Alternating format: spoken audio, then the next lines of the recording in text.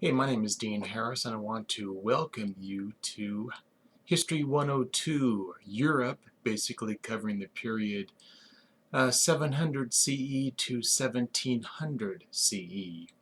And this is the middle class in the three-class series of courses, two of which are in the European Civilization series, 102 and 103. We used to offer a 101, but History Department folk decided that 104, which is the first course in the World History series, covers more or less the same sort of content. So if you are interested in learning more about Roman history, Greek history, um, Persian Empire, all those sorts of events in history that happens before the year 700 CE, you'll want to take 104. A lot of students take 103 as well too. Basically covers the period after 1800. And it's a period of time in which there are more similarities between that period of time and today. And so it's a little more understandable. The further you go back in time, um, the more differences we see. A lot of historians talk about the past being like a foreign country. And so if you're looking for comfort, things that are more similar to today, then you might take a 103 kind of a class. But if you don't mind that discomfort and differences, then 102, great course, as well as 104. 102 is actually, I think, my favorite course of the series. We moderns like our revolutions, and 102 is very much the history of a variety of revolutions. So the first revolution that we'll cover in this class is the Renaissance, a period of time, 14th, 15th centuries primarily, beginning in Italy and then traveling northward into the rest of Europe, in which humans rediscovered themselves. Prior to the Renaissance, at least in the West, in Europe, Europeans were focused on what it took to get to heaven. Their primary purpose was being a good Christian, being saved. So trying to understand God's plans, God's ways. But come the Renaissance and humanist kind of ideas, humans rediscovered that humans were actually an interesting species and generated some readable literature and some great ideas in philosophy, and actually had a history that was worth learning and understanding. That's the Renaissance. We'll also talk about colonialism. Prior to 1492, of course, Europe really only knew about its own continent, Asia, and Africa. Didn't know about any other continents, including the Americas. So colonialism kind of represents a revolution in geography. We will also cover the Reformation, the period of time in which Catholicism fragmented into Protestantism and Catholicism.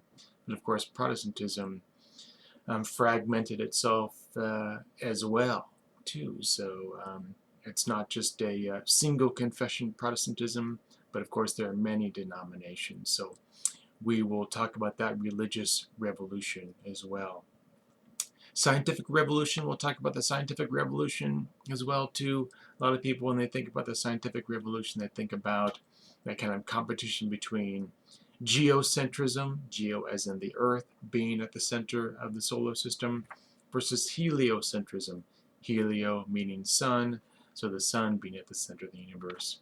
And of course we associate Galileo with the heliocentric uh, system, as well as Copernicus. We'll talk about those two individuals. And of course, Newton, and other great scientists during that period. And we'll talk about the Enlightenment as well, too. 18th century movement in which Europeans explored and they conceived new ideas.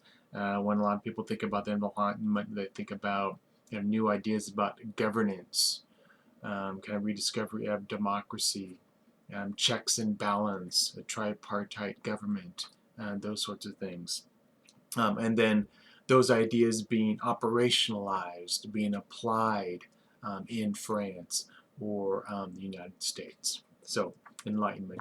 And then the last revolution we'll talk about is this French Revolution.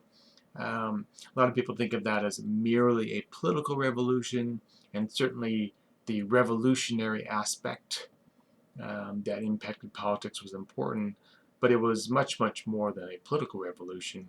It was a social, economic, and cultural revolution as well, too. And because it revolutionized so many facets of human life, and that's really why it gets more attention than the American Revolution. A good example is the French decided to redefine time. So we'll talk more about that as well too. So a whole series of revolutions that we'll talk about in this class.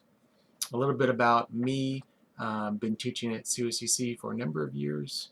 Primarily used to teach Western civilization series. Now it's a European civilization series.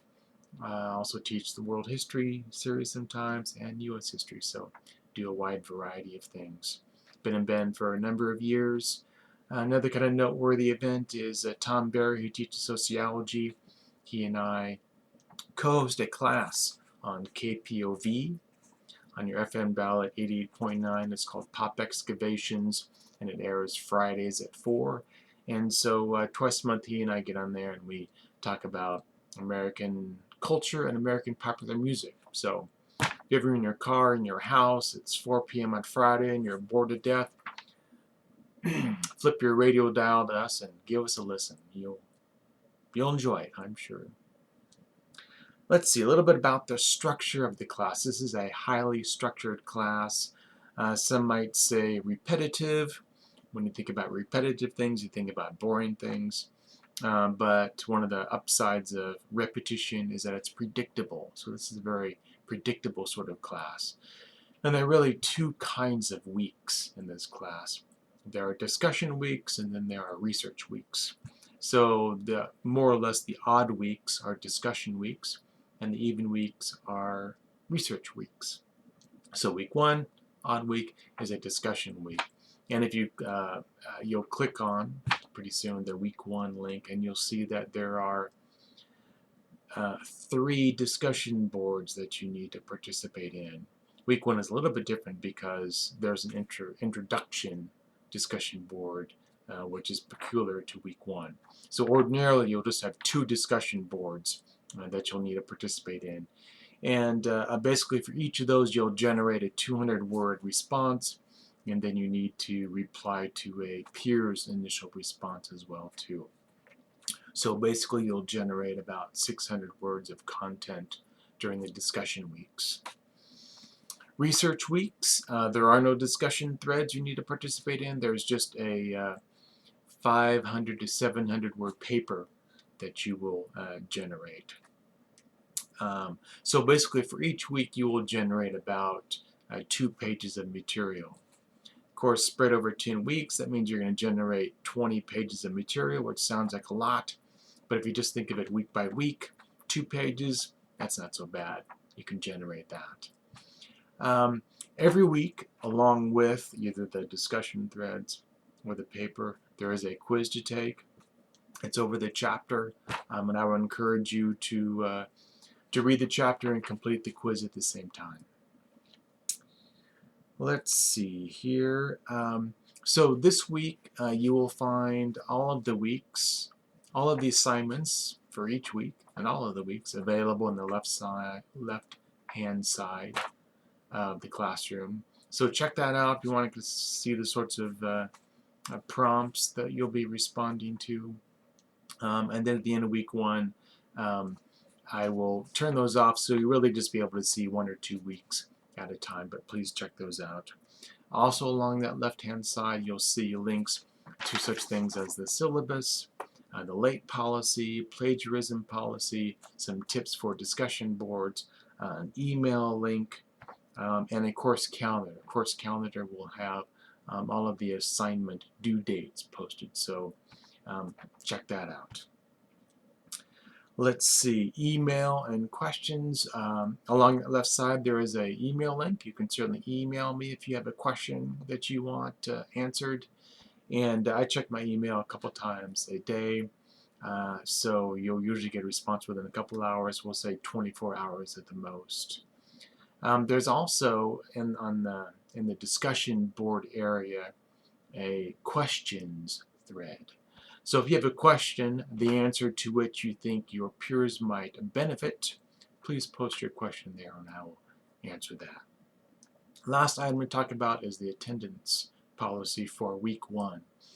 So if we were in an actual classroom, the campus's attendance policy is that each student, to retain your seat into week 2, needs to attend all of the week 1 classes. So for an online class, instructors decide what the requirements are to retain your seat into week 2.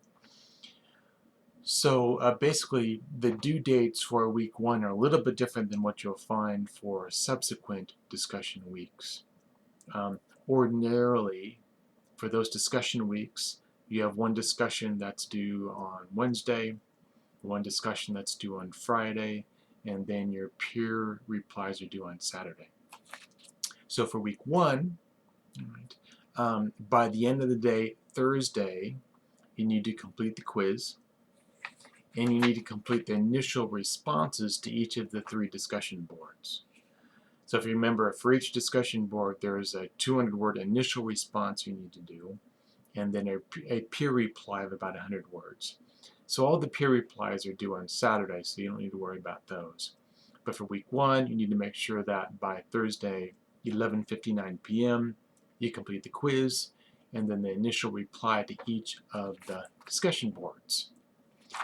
So Friday morning, I will double check and make sure that everyone has completed those. If you haven't completed those, then basically I drop you on Friday, and that's when I will allow people on the wait list to add the class. I think that's about it. Hope you enjoyed the class and week 1, and we will see you in my video for week 2. Take care.